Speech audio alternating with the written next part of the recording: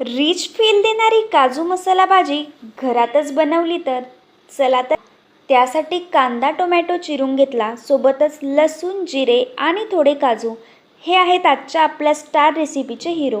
तेलामध्ये fine chopped onion add केला आणि त्यासोबतच टोमॅटोही ॲड करायचे आणि यांना छान डीप फ्राय होईपर्यंत परतवून घ्यायचं। छान रंग बदलेपर्यंत कांदा टोमॅटो लसूण काजू फ्राय करून घेतले आणि थंड झाले की मिक्सर जारमध्ये काढून प्युरी बनवायची।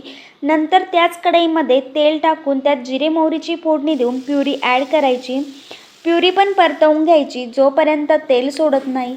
नंतर मसाले टाकूया, त्यात धनेपूड, लाल मिरची पावडर, हळद आणि शेवटला काजू मसाला। हे सर्व मिश्रण मिक्स करून घ्यायचं।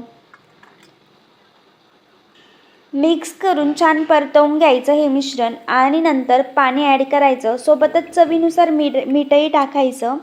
आणि मी इथे दुधावरची साय वापरत आहे। आपली जी ग्रेव्ही आहे ती अजून घट्ट व्हावी म्हणून मी दुधावरची साय टाकणार आहे। तुम्ही दहीही टाकू शकता।